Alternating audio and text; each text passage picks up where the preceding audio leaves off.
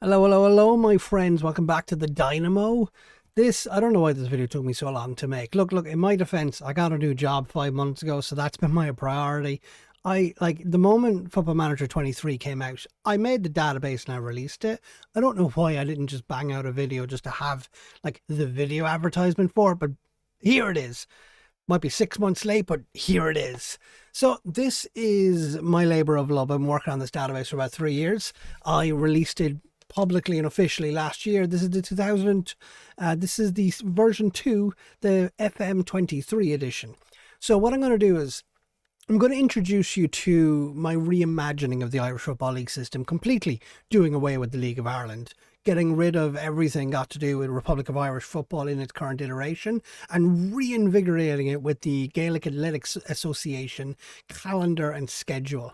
So it's not their calendar, actually. I'm not yet. Get away from summer leagues. I don't like summer leagues.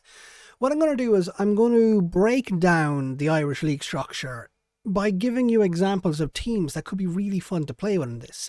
Now, Ireland is traditionally broken up into 4 provinces. You have Ulster, Leinster, Connacht and Munster. So what I'm going to do is I'm going to break this kind of introduction video into giving you recommendations of one team from each province to have a go at, and all of these happen to be, there's 4 tiers in the National League system. Each of these teams is in one of those levels, so you get a good introduction. So the first team I'm going to introduce you to is from Connacht, and it's Roscommon. So let's get in here to Roscommon. Roscommon are a team with a fairly decent history. They've won the All-Ireland Championship twice. Now, the All-Ireland Championship is essentially the pinnacle competition in this football calendar. It is played at the end of the season, and it has a very, very, very interesting calendar in the sense of when you come in here, like I said, Allainz League 1. We'll just go through this very quickly. Allainz League 1 starts in August, ends in November. So it's a short season. Basically, it's very, very, very competitive. 8 teams, playoff round robin, so you get 14 games, and this decides who goes up, who goes down, who goes to Europe. The whole point of this is it's supposed to be nothing dragged out. It is literally an intense sprint to find out who's the best team in the country, who are the best teams, who's going to Europe, and then it's fighting for who's the best teams in Ireland, broken into provincial champions and broken into an All-Ireland series champion. The way I have this schedule out is everybody plays each other 14 times. Points for a win, 2. Points for a draw, 1. Now, traditional football uses 3 points for a win. Because of how small these divisions are and because of the sprint nature of it, I decided let's make this incredibly competitive where draws do not screw you. So a hard-fought draw can still be the difference between finishing top and finishing bottom, or even between getting a European place. And those 2 points are bloody valuable, considering if somebody above you draws, that it's just you have a point clear. I really like this and how it's set up so that you end up getting these intense sprints at the very end of the season where it's like you need a point, you need a point, you need a point. So prize money, just under 5 million, starting off nice and easy. The average reputation for the Allainz Division 1, think of League 1 football, and the teams in this competition are roughly between League 1 and Championship level. So you have the ability to be able to comfortably offer the contracts to give League 1 value players. So you're not ending up in a situation where these clubs aren't able to hold on to their talent.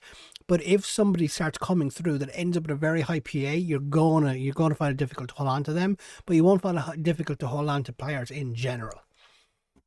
So the Allainz League 1, once that finishes, you then go into the Connacht Senior Championships. Provincial Senior Championships go from December to January, and where this becomes interesting is like the Connacht Senior Championship, there's 5 teams in Connacht.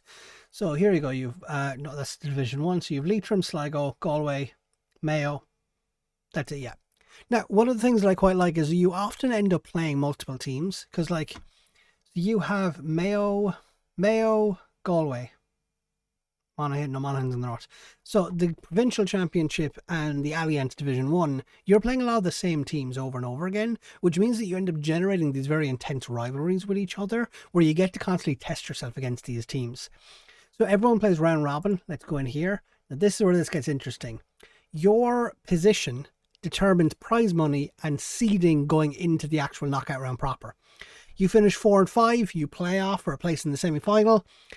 The winner of that plays first place. So you end up in a situation where, like, if you win the league stage, you end up with the best seeding to get through into the finals of the competitions.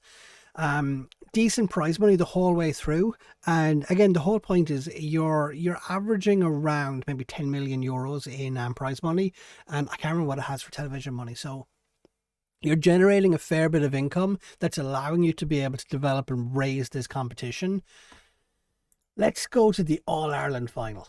Now, the All-Ireland series is played from March to April with a finals competition played at the very end. And the niche behind the All-Ireland series is that it is all 32 teams spread across all 4 divisions. Let me very quickly just move this over here. So there we go. It's not in the way anymore. Now, the first season starts off with the All-Ireland groups drawn, but every subsequent season afterwards, the group stages are done with a seeded draw. I can't figure out how to get it to do it in the first season, but look, it's just not that important. You're going to play more than one of these anyway. Where it becomes interesting is because, like I said, you have 32 teams, 4 groups, and you have 4 divisions: Allainz 1, Allainz 2, Allainz 3, Allainz 4. Your division ends up being your seeding. So Allainz Division 1 is a seed 1 team. Allainz Division 2 is a seed 2. And where this marks itself out is, let me see if I can get this here now. Past positions. Nope. Teams. There we go. Division 1. And what you end up is you have 2 teams from each division. So the higher up in the league you get, the easier chance you have of qualifying into the knockout rounds. And the way the All-Ireland series works is you have that group stage where everybody plays each other once. But the main gimmick I have in here, and I find this really fun, is there are no draws in the group stage here. If it finishes in the draw, it goes to a penalty shootout. You get 3 points for a win, 2 points for a penalty win, 1 point for a penalty loss, and no points for a regular time loss. So even if you draw, you still have something to play for. But because it's 2 points on offer if you penalty win, it promotes the attacking football of I don't want the lottery of the shootout here, and 3 points can really get me ahead here. So I'm going to go for that win. I'm going to throw on that extra striker. Top 2 teams go through, and this can be bloody competitive. And you go into the All-Ireland series quarter-final. And actually, one thing that I like about this is that it's round robin. Sorry, not round robin, but I have kind of alternative home and away. So you play roughly 4 home games, 4 away games. What's this?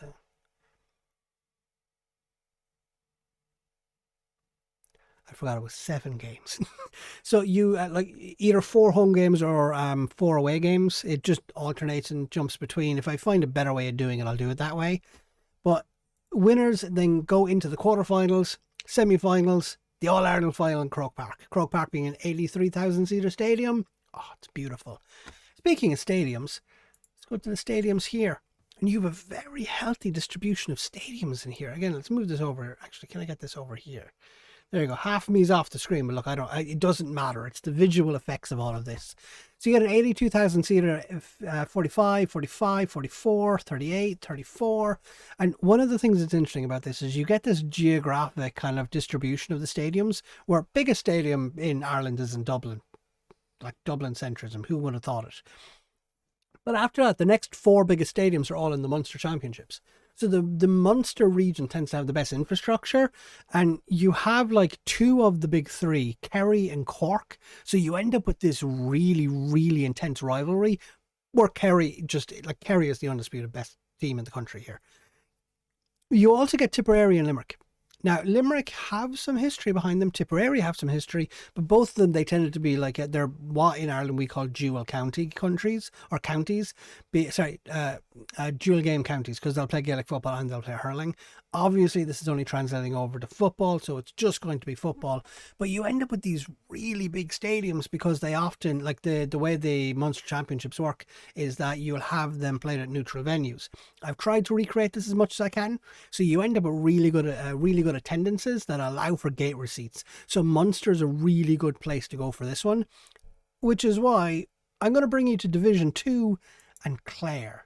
So Division 2, the way Division 2 works out is that if you start it, Clare are kind of mid-table. They're 6th. One thing I actually forgot to mention is with Division 1, Roscommon, they're a promoted team, And they have history in the All-Ireland. They have history, like they're a very successful side in the Connacht Championships, if I remember correctly. Yep, 22 times winner of the Connacht Championships. Same can't really be said for Clare. Clare are middling mid-table in the Allainz Division 2, which means that they're kind of punching above their weight a little. So you've got a challenge on your hands here of not only staying in this division, but building something that can be able to generate these like beautiful, beautiful histories and moments. Like, let's get into Clare here. Let's go to their history. And you see, they don't really have much to show for themselves.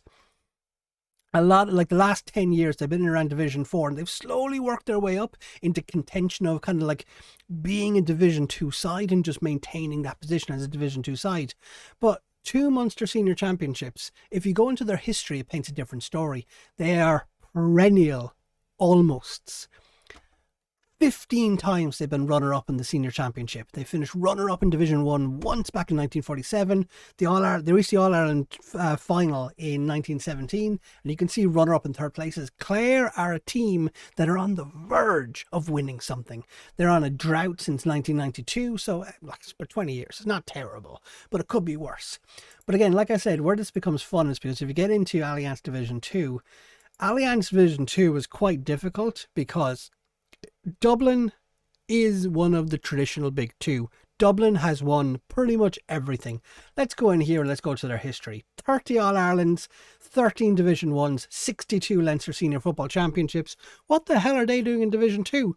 They had a disastrous year last year and they got knocked out of the Allainz Division 1. So they got relegated down into Division 2. So if you want to just kick the ass out of a league and just go straight back up with one of the best teams, Dublin can be a really fun way of doing it. They also have the biggest stadium in the country, 82,000. And hey, look, their kit's not bad either. I quite like that kit.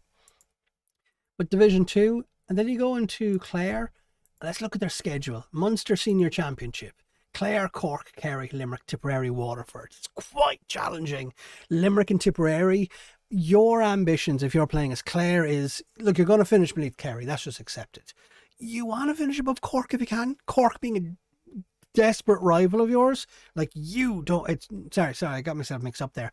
It is Limerick. Limerick and Clare are the biggest rivals there. Tipperary also being a rival. So you want to finish above Limerick and Tipperary. And Waterford should be your whipping boys. But the long-term ambition should be, see if you can get above Cork. That is your ambition for this one. So, moving down into Division 3, the team that I want to take you to, let's go here, Division 3, is Cavan. So, Cavan, similar again, their progression here is they are a very, very, very successful team in the Ulster Championship, but outside of that, they've not really push their weight around. They've won Division 1 title, 5 All-Ireland Championships, and as you can see, they have not spent that much time in Division 1 in the last 20 years. And they've seen a catastrophic fall in form where they went from Division 1, Division 2, Division 3, all the way down to Division 4 before winning Division 4 to get themselves back into Division 3. So you are in the middle of a rebuild. You are trying to scramble back together the semblance of a decent team. And you start off with like 25,000 seater stadium. Is not something to scoff at. That's not a bad stadium. You can do a lot of works with that, and that kit is quite nice, Kingspan. The way the Ulster Championship works is you have 9 teams, and everyone plays each other once. So results against teams is everything to this. And you go into the rules, everyone goes into the quarterfinal except you have a first round between 8th and 9th. So the teams who finish bottom play off for what is the most difficult game. You play number 1. And this is where it becomes interesting because Ulster traditionally is very strong in Gaelic football, where you have Donegal, Tyrone, Cavan's Division 2, Derry's Division 2, Monaghan's Division 1. Like, it is very strong. Antrim are your whipping boys. Antrim are down in Division 4. Ironically, they actually have a huge stadium. That's the part I find hilarious. There's 34,500 seater stadium. So they have the infrastructure if they want to just like plow ahead and just do something with themselves. But they're like really low down. They don't have a huge amount. Because like in terms of history, you can see 9 Ulster Senior Championships. Going to competitions. Yeah, runner-up 12 times. 2 runner-up in the All-Ireland Championships. Like, they haven't a huge amount going for themselves, But like with Cavan, you have a lot of fun that you can play around with here. Just trying your best to dominate that Ulster Championship before setting yourself up for an All-Ireland series. Like if I was playing as Cavan, what I'd be trying to do is I'd be trying to like aim for that Division 1, Division 2 status so that I can just push myself into European contention while trying to secure myself as an Ulster Senior Championship team. That is what I'd be trying to do in here. But moving down to Division 4, what I consider to be the most interesting team that you can manage in this database would be Kilkenny. Kilkenny begin this database on one hell of a dry spell. They haven't won a competition since 1911. That is, what is it, 110-year barren spell? Can you bring any success to Kilkenny? Because as you can see, they've only been in like one major final. Like the Leinster Senior, they've been in 5, 6, 7, 8. So nine. I've forgotten how to count. 9, yeah. They've been in 9 major championships in the 120 years of their existence. Kilkenny start bottom reputation. They're a really low ranked side.